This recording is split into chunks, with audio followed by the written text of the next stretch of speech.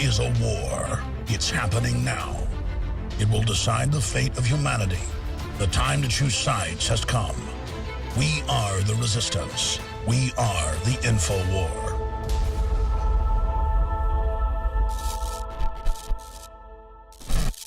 Welcome to the InfoWars Nightly News. It is Friday, October 10th, 2014, and I'm Leanne McAdoo. Here are tonight's top stories.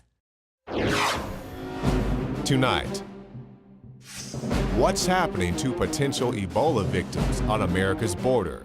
Then, recent shootings stoke conflict in Ferguson, and the NSA's monopoly on information. That's next on the InfoWars Nightly News.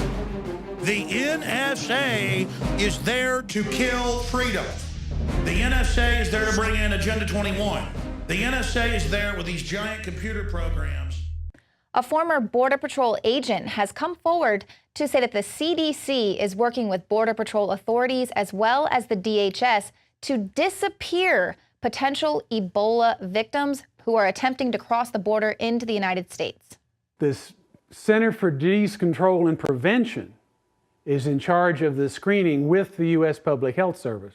I've never seen the CDC or U.S. Public Health Service work together with the Border Patrol at the border, ever.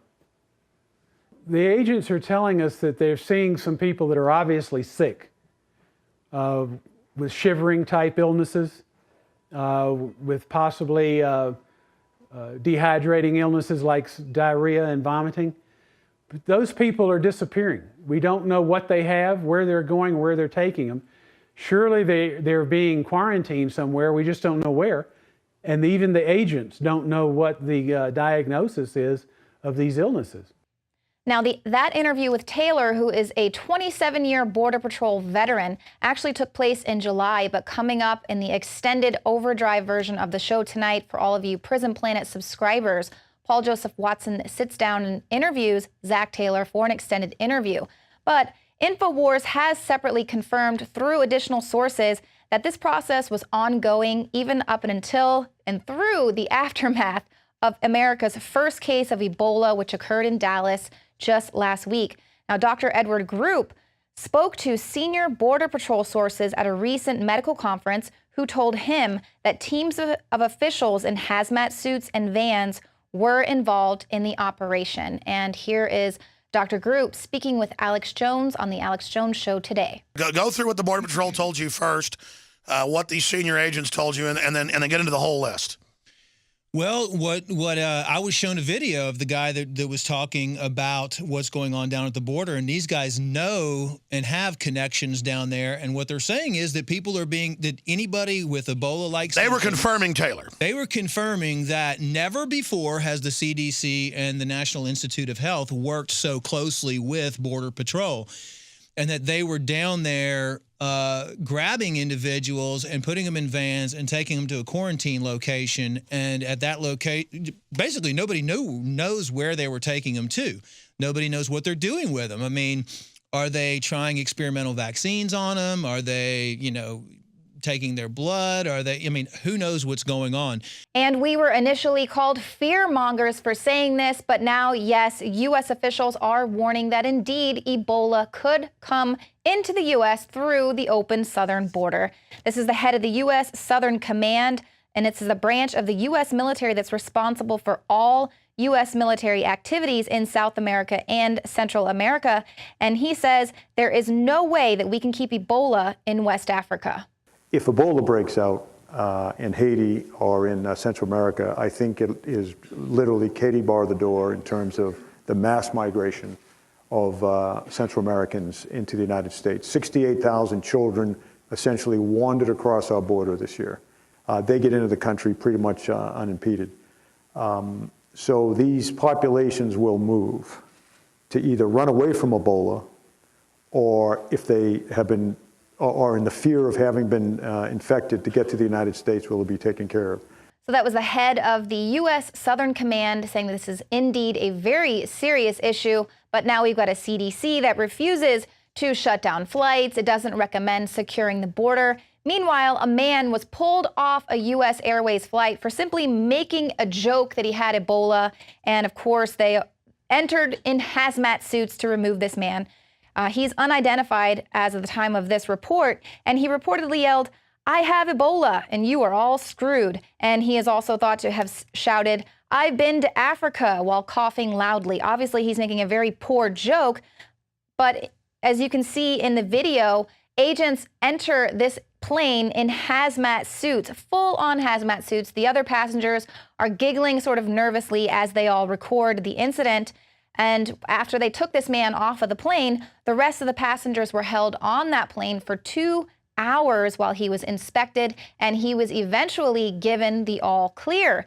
But obviously this was clearly an overreaction to what was a very bad joke by this person, but it demonstrates how seriously some countries are taking this Ebola outbreak, even as we're dealing with a president here and a lackluster response from the administration. Now, Obama was speaking in a video message to residents of the Ebola-stricken nations in West Africa, and he was doling out advice on how residents can avoid the disease, saying, "You cannot get it through casual contact, like sitting next to someone on a bus."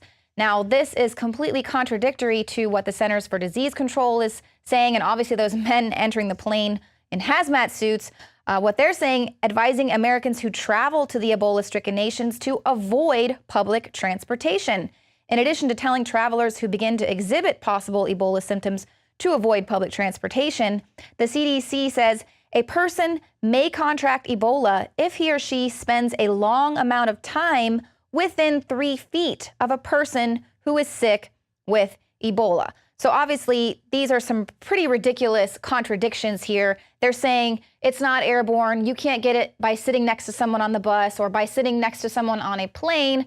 And then meanwhile, the CDC is putting this message out that indeed you can possibly get Ebola just by sitting next to someone for an extended period of time. And of course, they're telling everyone it's perfectly safe. Go ahead and get on that plane and fly with them while they are themselves entering the plane in full-on hazmat suits.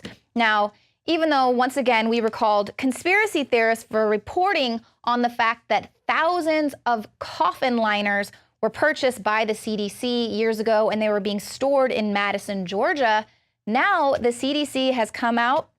They found a use for all those coffin liners. The CDC has mandated hermetically sealed caskets for Ebola victims. A Yahoo News report reveals how the CDC is instructing funeral homes that remains should be cremated or buried promptly in a hermetically sealed casket, which must be secure against the escape of microorganisms, and they want to make sure it has valid documentation for being airtight. And of course, this is in addition to the CDC issuing a 3-page list of recommendations which warned funeral home workers not to carry out autopsies or to embalm corpses. And of course, we broke that here just days after that first Ebola victim was announced in Dallas. So isn't it convenient that they had already purchased all of these coffin liners? Very, very convenient. They found a use for them.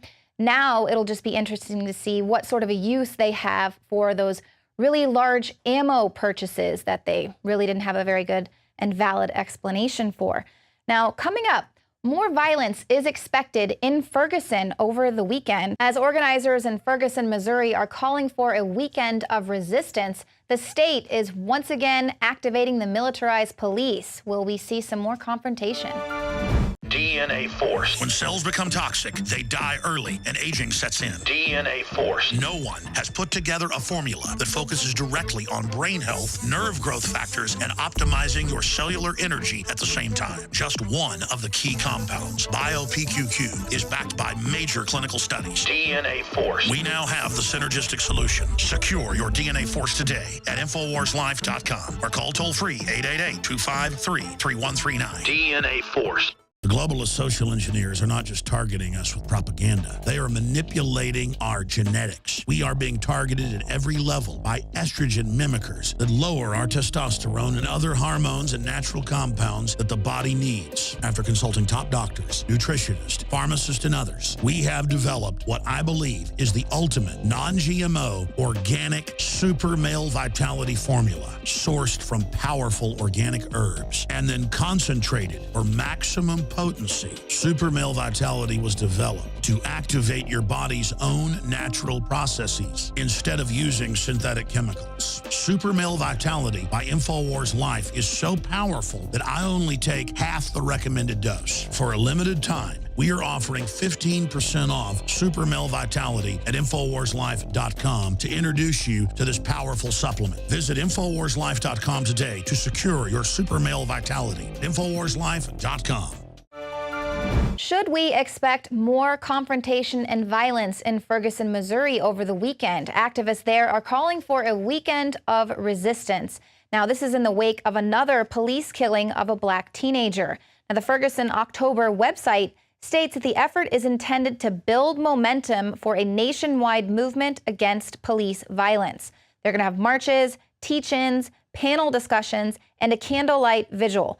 Organizers expect thousands to show up, and they do not advocate any violence. But of course, considering what happened in August, cops are preparing for a violent repeat. The Ferguson mayor said that law enforcement is preparing for large crowds and violence, and they have activated an emergency center to coordinate efforts.